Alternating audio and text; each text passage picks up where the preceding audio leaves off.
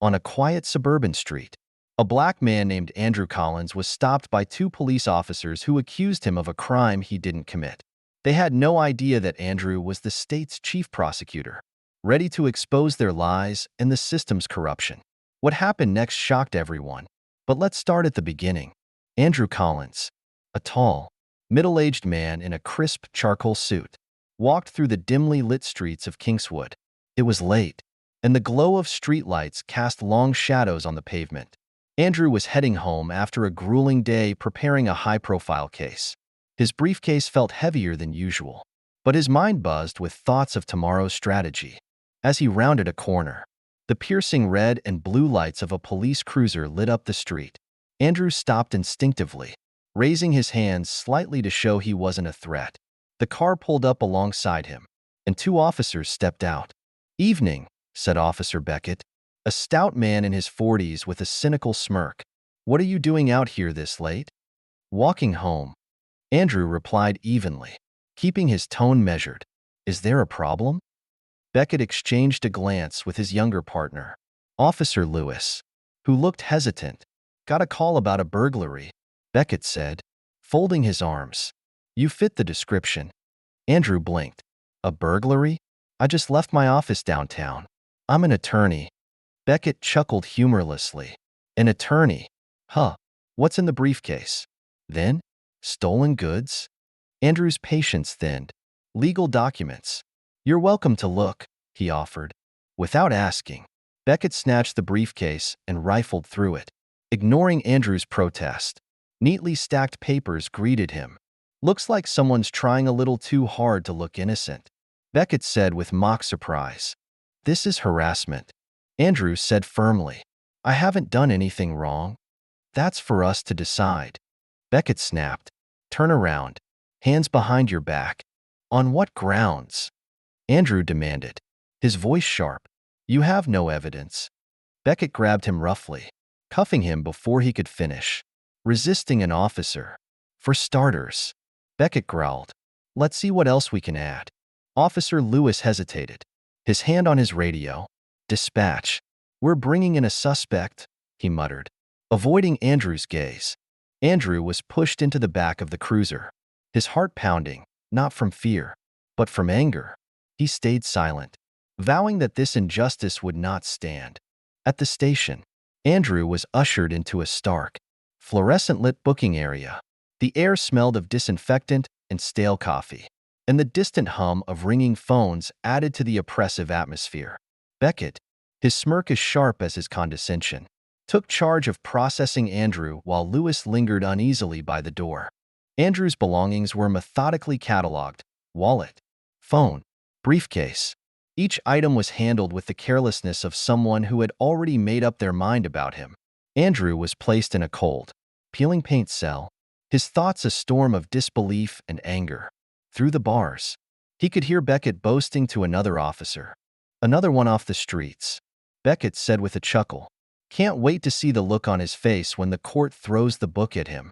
Andrew's hands clenched into fists. The man who had dedicated his life to dismantling systemic racism was now its victim.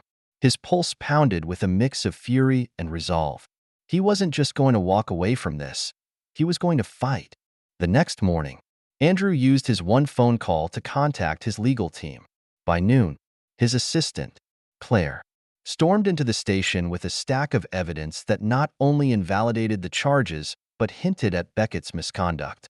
Andrew was released within hours, his freedom hard-won but far from enough. As he walked out, his mind was set on one thing: exposing the corruption that nearly destroyed him. A week later, the courtroom buzzed with tension. Every seat was filled with spectators, reporters, and legal professionals eager to witness the trial.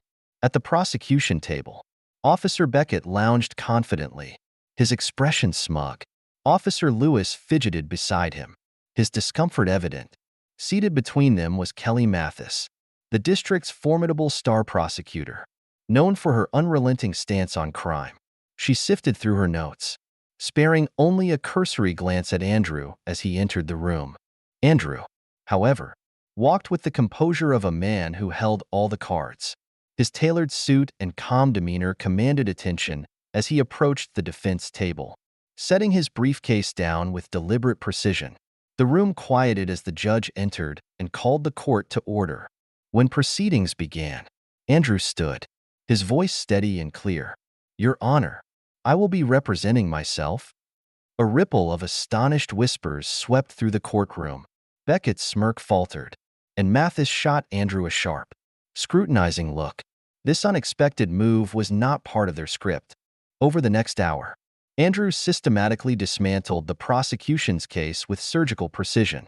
He began by presenting video footage from a nearby ATM, timestamped to show he was nowhere near the scene of the alleged burglary. The clarity of the footage left no room for doubt. Then came the bombshell, an audio recording from the squad car. The courtroom held its collective breath as Beckett's voice played over the speakers, mocking Andrew and admitting that no suspect even matched the alleged crime. Mathis's objections came fast and furious, but each was overruled. The evidence was irrefutable. Finally, Andrew called Officer Lewis to the stand. The young officer hesitated, his hands trembling as he was sworn in. Under Andrew's measured yet pointed questioning, Lewis cracked. "It wasn't right," he admitted, his voice barely above a whisper.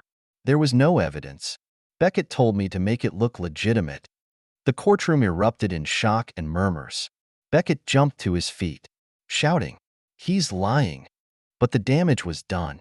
The truth had shattered their facade, leaving only the wreckage of their lies behind. With the case crumbling, Mathis abruptly requested a recess. But Andrew wasn't done. He rose again, his voice steady. "Your Honor, there's one more piece of evidence I'd like to submit." He approached the bench, handing the judge a file. "This is my resume," Andrew said, turning to face the room. "Before the officers arrested me without cause, before they fabricated charges, I was preparing for this week's trial. You see, I'm not just an attorney. I'm the chief prosecutor of this state." Stunned silence filled the room. "And I will not stand for corruption," Andrew continued, his voice rising. "Not in my office, not in my state, and certainly not from those sworn to uphold the law." Beckett paled, his bravado gone. Mathis looked down, defeated. The judge called for order, and within minutes, the charges against Andrew were dismissed. But the fallout was far from over. Andrew filed a formal complaint against Beckett, leading to an internal investigation that uncovered years of misconduct. Beckett was stripped of his badge. Lewis, though complicit, cooperated fully, earning a second chance under probation. Weeks later, Andrew stood at a podium outside the courthouse, addressing a crowd of reporters. "This isn't just about me," he said. "It's about a system that allows injustice to thrive. But together, we can change it." The crowd erupted in applause as Andrew stepped back, a man vindicated but not satisfied. His fight was far from over.